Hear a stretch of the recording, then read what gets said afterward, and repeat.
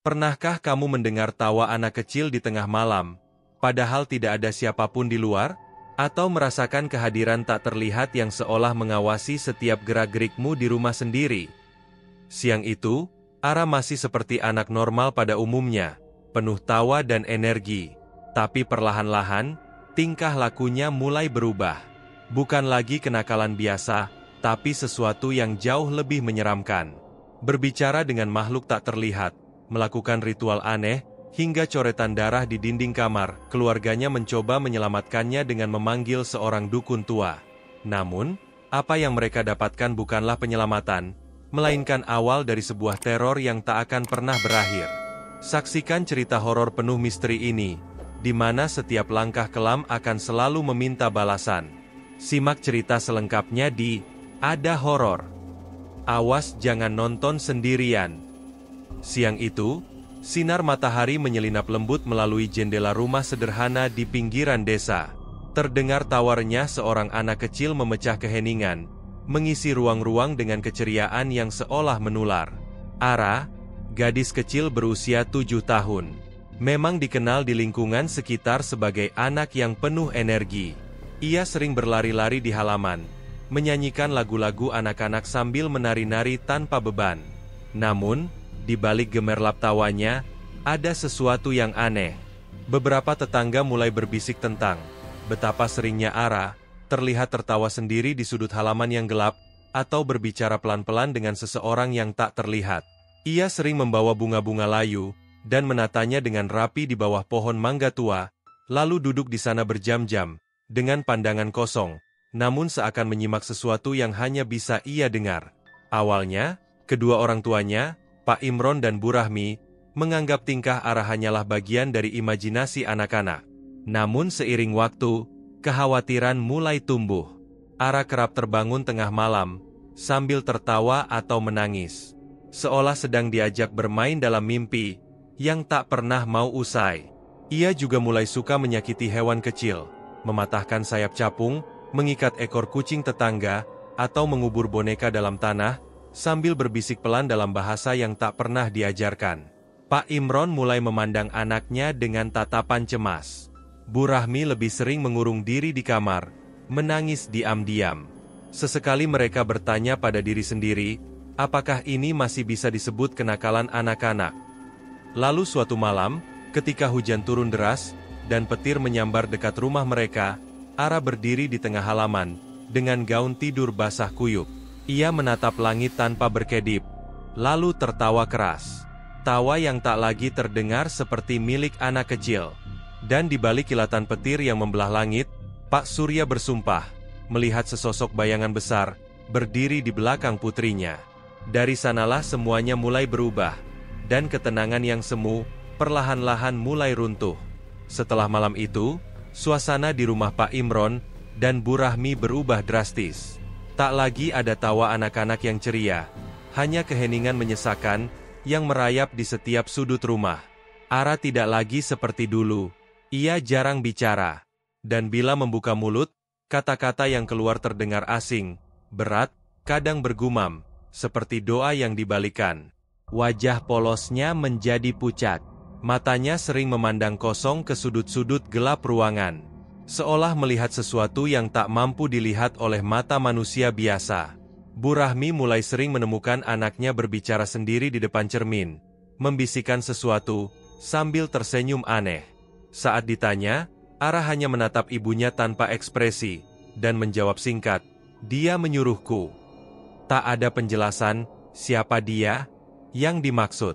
Tapi setiap malam sejak itu, Bu Rahmi selalu bermimpi buruk tentang Ara, yang berjalan masuk ke hutan, dalam balutan kain putih. Diikuti sosok tinggi besar berbulu hitam, dengan mata merah menyala. Malam-malam pun semakin panjang, dan mencekam. Bau anyir mulai muncul dari kamar Ara, seperti bau daging busuk yang disimpan terlalu lama. Namun setiap kali kamar dibersihkan, tak ditemukan apapun, selain tumpukan bunga layu, dan boneka-boneka, yang disusun mengelilingi tempat tidur, seolah membentuk semacam lingkaran ritual. Pak Imron yang awalnya keras kepala, akhirnya tak tahan lagi. Puncaknya terjadi, Ketika ia menemukan dinding kamar Ara dipenuhi coretan aneh, simbol-simbol yang tak mereka kenal, digambar dengan cairan berwarna coklat tua. Setelah mencium aromanya, ia menyadari itu bukan cat, melainkan darah. Itulah malam, saat mereka mendengar bisikan pertama. Seketika setelah tengah malam, rumah mereka diliputi sunyi yang mencurigakan. Tidak ada bunyi jangkrik, tidak ada suara hujan, seolah waktu berhenti berdetak. Lalu dari arah loteng, terdengar bisikan lemah. Namun jelas bukan suara Ara, bukan suara siapapun yang mereka kenal. Bisikan itu berulang, menembus dinding rumah, dan merayap ke telinga mereka, seperti kabut dingin. Ketika Pak Imron mencoba membuka pintu kamar Ara, gagang pintunya terasa panas, seperti baru dibakar. Dari dalam kamar, terdengar suara tawa pelan melengking, lalu berubah menjadi geraman rendah, seperti binatang terluka. Ketakutan dan keputusasaan mulai menggerogoti mereka. Tak ada lagi yang bisa mereka lakukan, selain mencari bantuan, bukan ke rumah sakit, bukan ke guru sekolah, tapi ke seseorang yang dipercaya, mampu menyingkap tabir dunia yang tak terlihat. Maka keesokan harinya, mereka mendatangi seorang dukun tua, yang tinggal di luar desa. Orang yang dikenal masyarakat, sebagai jembatan antara manusia dan makhluk gaib. Namun mereka tidak tahu, bahwa langkah ini bukanlah penyelamatan, melainkan awal dari sesuatu yang jauh lebih kelam. Rumah sang dukun berdiri terpencil di tepi hutan, dikelilingi semak liar, dan pepohonan tua, yang seolah menunduk bisu di bawah langit kelabu. Langkah Pak Surya dan Bu Rahmi terasa berat, saat melewati jalan tanah becek yang menuju ke sana. Udara di sekitar terasa tebal, pengap, dan setiap tiupan angin, membawa bisikan samar, yang terdengar seperti desahan makhluk yang lapar. Mereka disambut oleh lelaki tua berambut gimbal, dan mata redup seperti orang mati. Tubuhnya kurus, tulang-tulang menonjol, di balik kulit keriputnya. Rumahnya gelap, hanya diterangi cahaya minyak tanah, yang bergoyang pelan, menciptakan bayangan aneh yang menari di dinding. Aroma dupa menyengat menusuk hidung, bercampur dengan bau busuk, entah dari mana sumbernya. Sang dukun tak banyak bicara. Ia hanya mengangguk ketika mendengar nama Ara. Seolah sudah tahu, tanpa diminta, ia mengeluarkan kendi tanah dan seikat rambut kusut yang diikat dengan benang hitam. Di tengah ruangan, ia menggambar lingkaran dengan darah ayam hitam yang masih segar, lalu duduk bersila sambil merapalkan mantra dalam bahasa kuno yang terdengar seperti desisan ular. Ritual berlangsung selama hampir 1 jam. Dan selama itu, suhu ruangan seolah turun drastis. Embun membeku di jendela kayu. Lilin tiba-tiba padam sendiri, dan dari pojok ruangan, terdengar suara nafas berat, seperti sesuatu sedang mengintip dari balik kegelapan. Akhirnya sang dukun membuka matanya. Pandangannya tajam, seolah menembus daging dan tulang. Bukan jin, bukan setan biasa. Gumamnya, anak kalian sudah dilirik oleh genderuwo. Kata itu meluncur seperti pisau dingin, yang menggores nalar. Makhluk gaib, yang disebut-sebut sebagai entitas jahat, penjaga hutan dan pemakan jiwa. Menurut legenda, ia menyukai anak-anak, terutama yang memiliki cahaya batin. Dan jika ia telah memilih seorang anak sebagai wadah, maka hanya kematian, atau pengusiran paksa, yang bisa memisahkan mereka. Makhluk itu sudah masuk ke dalam tubuh Ara. Lanjut dukun dengan suara berat. Ia bersarang di hatinya, tumbuh dari ketakutan dan keceriaan palsu.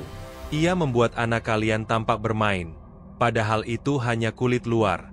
Di dalam, Ara sedang digerogoti. Bu Rahmi gemetar mendengar itu. Ia terisak. Namun sang dukun hanya menatap dingin. Ada cara untuk mengusirnya. Tapi kalian harus siap, membayar harga tidak hanya dengan uang, tapi dengan keberanian dan ketaatan.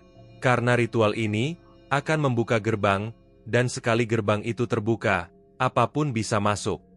Surya mengangguk perlahan.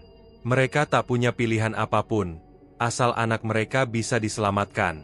Namun mereka tidak menyadari, bahwa yang akan masuk bukan hanya genderuwo, melainkan sesuatu yang bahkan lebih haus dari sekadar jiwa anak kecil. Malam itu, langit tampak seperti terbuat dari jelaga, Tak ada bulan, hanya awan pekat yang menggantung rendah. Untuk menyaksikan sesuatu yang mengerikan, Pak Imron dan Bu Rahmi kembali ke rumah dengan tangan menggigil, membawa segulung kain putih, 3 batang dupa hitam, sebotol minyak berwarna merah tua, dan sebungkus kecil berisi tanah kuburan yang mereka beli dari sang dukun. Semuanya bagian dari syarat untuk memulai ritual pemanggilan dan pengusiran. Dukun itu akan datang ke rumah mereka malam berikutnya, tepat saat bayangan bulan menyentuh puncak pohon mangga tua di halaman belakang. Tapi sebelum itu, ia meminta satu hal lagi. Uang 6 juta rupiah. Uang yang diminta bukan sekadar imbalan, katanya, tapi tumbal material. Pengorbanan duniawi, untuk membuka jalur ke alam yang tak kasat mata. Dengan tabungan yang tersisa, Pak Imron menyerahkan uang itu tanpa banyak tanya. Rasa takut mengalahkan logika. Mereka tidak peduli lagi dengan alasan. Mereka hanya ingin anak mereka kembali. Dan malam yang dijanjikan pun tiba. Dukun itu datang, mengenakan jubah lusuh yang tampak seperti terbuat dari kulit binatang. Bau tubuhnya menyatu dengan aroma darah, dan dupa yang mulai dibakar di setiap sudut rumah. Ia membawa kendi besar, berisi cairan pekat, dan sebuah boneka jerami, yang telah dibungkus kain kafan. Ruangan tempat ritual dilakukan, ditutup rapat. Hanya diterangi api dari lilin merah, yang seolah-olah tidak berkedip. Ara duduk di tengah lingkaran tanah kuburan. Matanya kosong, namun sesekali bergerak liar, seperti sedang mengamati sesuatu di balik tembok. Jari-jarinya mencengkeram lantai kayu, hingga kuku-kukunya retak dan berdarah. Suhu ruangan semakin dingin, dan suara-suara aneh mulai terdengar dari balik dinding. Suara rintihan, tawa lirih, dan bisikan, dalam bahasa yang tidak dikenali. Sang dukun mulai merapalkan mantra. Suaranya berubah menjadi serak, berat, dan berlapis. Seolah berasal dari banyak mulut. Ia memercikan cairan dari kendi ke tubuh Ara. Saat cairan menyentuh kulitnya, anak itu menjerit. Bukan dengan suara anak kecil, melainkan jeritan serak seorang wanita tua, yang penuh kebencian. Tubuh Ara menggeliat liar. Matanya memutih sepenuhnya.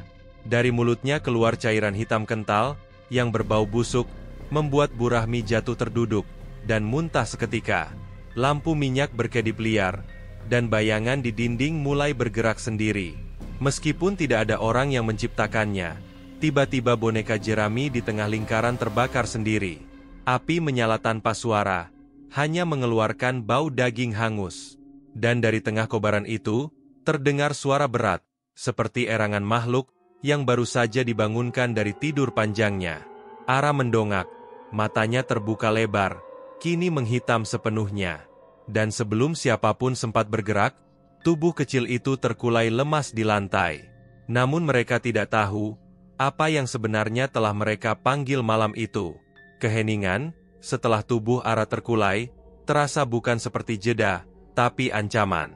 Seisi ruangan mendadak kaku, seolah waktu sendiri berhenti bernafas. Lilin-lilin mati bersamaan, dan dalam kegelapan itu, hanya terdengar bunyi tetesan. Pelan, ritmis, seperti darah yang menetes dari langit-langit. Bu Rahmi merangkak mendekati anaknya, mengguncang tubuh kecil itu dengan panik. Kulit Ara terasa dingin seperti es batu. Napasnya hilang, dan nadi tak lagi berdenyut. Tapi dukun itu menahan mereka. "Jangan disentuh," desisnya, dengan suara berubah, seperti ada yang menumpang di tenggorokannya. Itu masih berjalan. Tubuh Ara tergeletak di tengah lingkaran ritual. Tapi matanya terbuka sedikit, tidak bergerak, namun mengintip dunia, seperti jendela yang setengah tertutup. Dari mulutnya, terus mengalir lendir hitam, dan tiba-tiba jari-jari mungilnya bergerak satu persatu. Terdengar bunyi retakan seperti kayu kering yang dipatahkan. Jari-jari itu berbalik arahnya, mencengkeram lantai, dengan cara yang tak mungkin dilakukan tubuh manusia. Lalu terdengar suara, tapi bukan dari mulut Ara. Dari seluruh dinding rumah, suara itu merembes keluar, jeritan pelan, tangisan bayi, lalu berganti menjadi suara laki-laki dewasa, yang tertawa keras, disusul oleh suara langkah kaki yang berlari cepat di langit-langit. Seolah ada sesuatu yang mengejar dirinya sendiri. Pak Imron menyalakan lampu minyak, dan di bawah cahayanya, tampak sesuatu yang mereka tidak lihat sebelumnya. Bayangan panjang di dinding, bukan milik siapapun di ruangan itu. Bayangan dengan tanduk, bahu besar, dan tangan panjang, yang hampir menyentuh lantai. Bayangan itu menunduk, memandang ke arah Ara, dan perlahan-lahan mulai tersenyum, membentuk garis merah menganga, seperti luka terbuka. Tiba-tiba jendela pecah. Angin dingin masuk menerjang, membuat dupa berterbangan, dan lantai ritual rusak sebagian. Sang dukun berteriak, membacakan mantra lebih cepat. Keringat dingin bercucuran dari dahinya. Tapi suara dari bayangan itu mulai menelan mantranya. Suaranya semakin nyaring, semakin dalam. Seperti ribuan orang yang berteriak dari dasar sumur neraka. Tubuh Ara mendadak melayang, terangkat perlahan. Kedua tangannya terentang, dan dari mulutnya keluar suara. Suara yang tidak bisa dijelaskan. Suara yang membuat telinga panas, dan kepala berdenyut hebat. Suara yang bukan milik makhluk hidup. Tiba-tiba tubuh itu terhempas kembali ke lantai. Hanya ada tubuh kecil yang kini terdiam, kaku, tak bergerak. Mata terbuka lebar, bola matanya melirik ke atas, dan darah mulai mengalir dari hidung serta telinga. "Sudah," kata sang dukun, dengan napas tersengal. "Ia akan bangun sebentar lagi." Tapi dalam bayang-bayang yang masih menempel di dinding, senyum itu belum hilang. Dan di luar rumah, terdengar suara langkah kaki anak kecil. Padahal semua orang ada di dalam. Pagi datang tak seperti biasanya. Bukan dengan cahaya, bukan dengan harapan, melainkan kabut tebal yang menyelimuti rumah Pak Imron, dari halaman hingga ke kamar. Udara dipenuhi aroma amis, seperti darah yang lama tertinggal, di kain basah. Suara ayam jantan pun tak terdengar pagi itu. Seolah makhluk hidup di sekitar rumah memilih diam, menjauh dari sesuatu yang baru saja terbangun. Ara masih terbaring di atas lantai kamar. Tubuhnya dibungkus selimut tipis. Wajahnya pucat, bibir membiru, tidak bergerak, tidak bernapas. Namun sang dukun bersikeras, bahwa ini adalah bagian dari, ia menyebutnya fase pembersihan jiwa, bahwa makhluk itu telah dikeluarkan, dan kini, jiwa Ara sedang dalam perjalanan untuk kembali ke tubuhnya. Bu Rahmi menangis tanpa suara. Pak Imron mencoba menahan kepanikan. Walau wajahnya tak bisa menyembunyikan bayangan ketakutan yang semakin pekat. "Jangan ganggu tubuhnya," pesan sang dukun, "sebelum pergi. Jangan mandikan. Jangan sentuh air suci. Jangan ke rumah sakit. Biarkan saja seperti itu, hingga ia memanggil kalian." Dan dengan itu, ia lenyap dalam kabut, meninggalkan rumah yang tak lagi menjadi tempat tinggal, tapi penjara bagi sesuatu yang tak dipahami. Hari demi hari berlalu, Ara tetap dalam keadaan yang sama. Tubuhnya dingin, keras, namun tidak membusuk. Anehnya, tak ada lalat, tak ada pembusukan yang lazim terjadi. Tapi entah mengapa, dari dalam kamar itu mulai keluar suara-suara aneh. Setiap tengah malam, terdengar seperti suara cakaran di bawah tempat tidur. Suara benda yang diseret pelan di lantai kayu. Kadang terdengar suara anak kecil bernyanyi pelan, dengan nada sumbang. Padahal Ara belum membuka mata satu kali pun. Bu Rahmi mulai sering mendapati mainan-mainan Ara berpindah tempat, dengan sendirinya. Boneka beruang yang tadinya ada di lemari, pagi-pagi ditemukan duduk di atas dada Ara. Buku mewarnai terbuka di halaman yang penuh coretan hitam. Seolah seseorang dengan amarah, melampiaskan kebencian pada gambar yang ada di dalamnya. Puncaknya terjadi malam ke-14. Pak Imron yang tidak tahan, diam-diam mencoba menyentuh dahi Ara, dengan air doa, dari surau terdekat. Begitu tetesan pertama menyentuh kulit anaknya, terdengar suara retakan seperti kayu yang patah, atau lebih tepatnya, tengkorak yang terbelah. Ara tetap tidak bergerak, tapi dari balik bibir mungilnya, merembes darah segar, dan di dinding kamar, muncul goresan-goresan baru, lambang-lambang tak dikenal, yang entah bagaimana tercipta, tanpa tangan manusia. Bu Rahmi yang melihat itu mulai histeris, namun suara tangisnya terhenti, ketika terdengar satu suara lain yang muncul dari kamar. Suara tawa itu bukan suara Ara. Dan sejak malam itu, mereka menyadari satu hal. Yang berbaring di kamar itu, mungkin memang tubuh putri mereka, tapi jiwa yang mereka tunggu, bukan lagi miliknya. Hari terus berganti, namun waktu di rumah itu seolah membeku. Aroma anyir yang lembut, di minggu-minggu awal, kini berubah menjadi bau menyengat yang menusuk tajam. Bukan semata bau kematian, tapi sesuatu yang lebih dalam. Bau lembab bercampur tanah basah. Seperti liang kubur yang baru dibuka paksa. Ara masih terbaring di tempat yang sama. Tubuhnya mulai mengering, seperti lilin yang membatu. Namun tanpa pembusukan normal. Kulitnya mengelupas tipis di beberapa bagian. Membentuk pola-pola aneh, menyerupai guratan akar. Bola matanya tetap terbuka. Pandangannya kosong menatap langit-langit. Tapi pada malam tertentu, bola mata itu terlihat bergerak. Hanya sedikit. Cukup untuk membuat jantung Pak Imron berhenti sejenak. 4 bulan, bukan waktu singkat, untuk hidup dalam kebohongan yang dipoles oleh harapan. Dukun itu tidak pernah kembali. Tidak ada jejak. Pak Imron mulai kehilangan akal. Ia mengurung diri di kamar. Duduk diam menatap Ara. Berbisik lirih setiap malam. Memanggil nama anaknya dengan penuh harap. Memohon, menangis. Bahkan sesekali mengancam makhluk tak kasat mata, agar mengembalikan putrinya. Bu Rahmi sudah lebih rapuh. Ia lebih sering berdiri di depan kamar Ara tanpa masuk. Hanya menatap celah pintu. Sejak kejadian di malam ke-30, ia tak pernah lagi melewati ambang itu. Malam itu, tubuh Ara terdengar mengerang, bukan suara hidup, tetapi seperti batu yang digesek satu sama lain. Kemudian terdengar suara kecil memanggil, tapi saat Bu Rahmi membuka pintu, ia mendapati Ara dalam posisi semula. Tak bergerak, mulut tertutup, dan suara itu belum berhenti. Makin lama, suara-suara dari dalam kamar berkembang. Tak hanya suara anak kecil, tapi suara-suara lain. Derap kaki di plafon, suara benda pecah tanpa wujud, suara kursi bergeser sendiri. Bahkan suatu malam, Pak Imron menemukan bekas cakaran di dinding, dengan darah yang masih basah. Namun tidak ada siapapun selain mereka di rumah itu. Pernah suatu pagi, ketika hendak membuka jendela kamar Ara, Bu Rahmi menemukan sesuatu yang mengerikan. Coretan jari kecil, di balik embun jendela, membentuk kata. Namun yang paling membuat mereka benar-benar yakin, bahwa ini bukan lagi kehadiran putrinya adalah, saat Pak Imron mendapati Ara tersenyum. Untuk pertama kalinya dalam 4 bulan, bibir Ara melengkung. Tapi itu bukan senyum anak kecil. Itu senyum terlalu lebar, terlalu dipaksa, membuat kulit pipinya robek sedikit, hingga darah menetes pelan dari ujung bibir. Dan ketika malam tiba, sesuatu mengetuk-ngetuk pintu kamar mereka.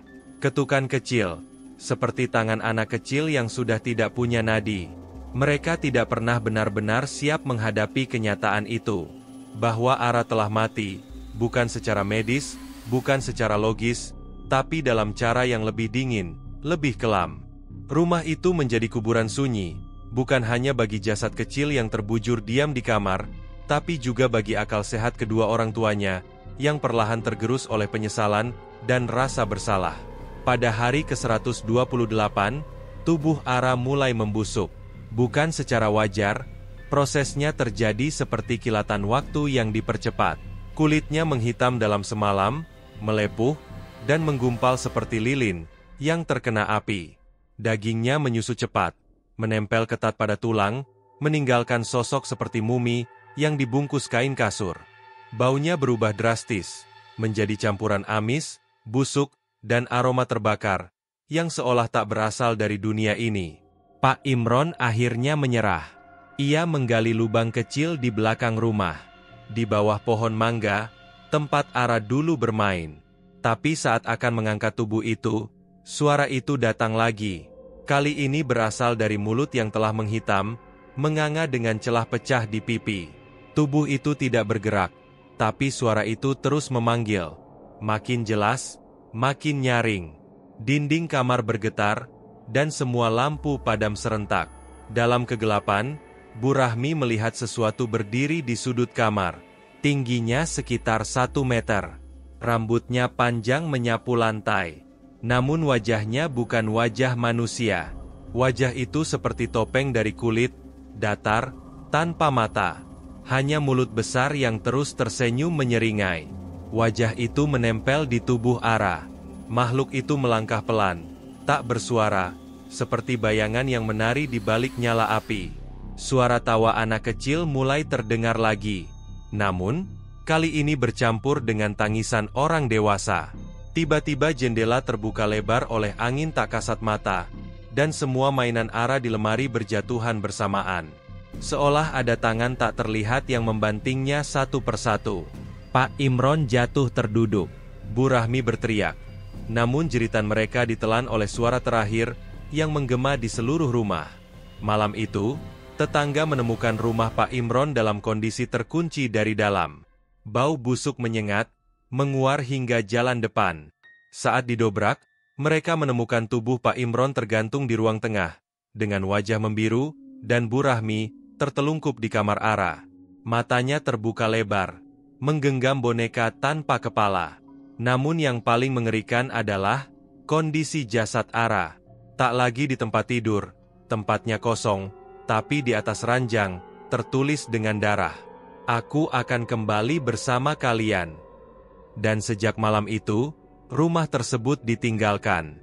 Tapi warga sekitar sering mendengar tawa anak kecil menjelang tengah malam, diiringi bunyi langkah kaki kecil di dalam rumah kosong itu. Kadang suara ketukan pelan di pintu rumah-rumah sekitar. Diiringi bisikan, "Ibu, boleh aku masuk?" Tamat. Jika kamu suka dengan cerita-cerita seru seperti ini, jangan lupa untuk like, subscribe, dan tekan tombol loncengnya agar kamu tidak ketinggalan cerita-cerita lainnya yang lebih menegangkan. Jangan lupa untuk share video ini ke teman-temanmu, agar lebih banyak orang yang bisa menikmati kisah misteri dan horor seperti ini. Terima kasih sudah menonton.